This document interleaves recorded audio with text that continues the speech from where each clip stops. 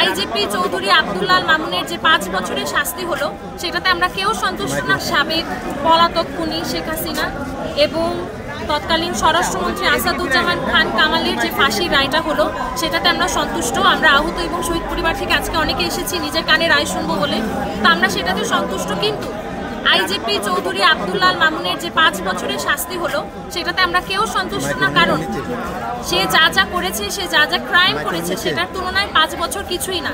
হ্যাঁ, যেহেতু সে রাজসাক্ষী, সে অনেক কিছু নিজে থেকে বলেছে অনেক ক্ষেত্রে, সেই ক্ষেত্রে তার শাস্তি কিছুটা কম হবে এতটুকু আমরা এক্সপেক্ট করে এসেছিলাম, যে হয়তো ফাঁসি হবে না, কিন্তু 5 বছর ইজ নাথিং।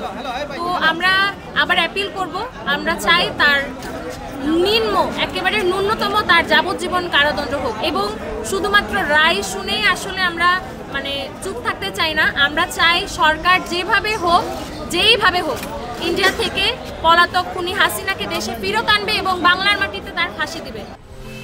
10 বছরের যাত্রা তো কেবলই শুরু। একসাথে গ্রো করার এই জার্নি চলুক আগামীতেও। পাঠাও 10 years of growing with you।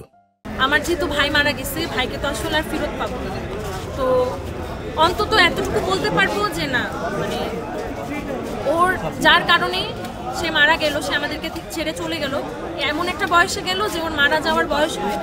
তো আর এটা তো কোনো ন্যাচারাল ডেথ ছিল না।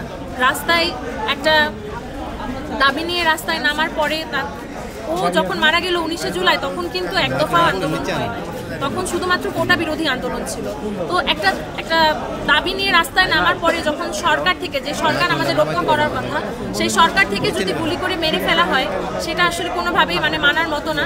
তো ওকে তো আসলে আর কখনো ফেরত পাবো না, তবে অন্তত যার অর্ডারে তার জীবনটা গেল, তাকে যদি ফাঁসিতে ঝোলানো হয়, অন্তত আমরা শান্তি পাবো যে ওর জন্য অন্তত কিছু করতে পারছি, ওর এই অন্যায় মৃত্যুর কারণে।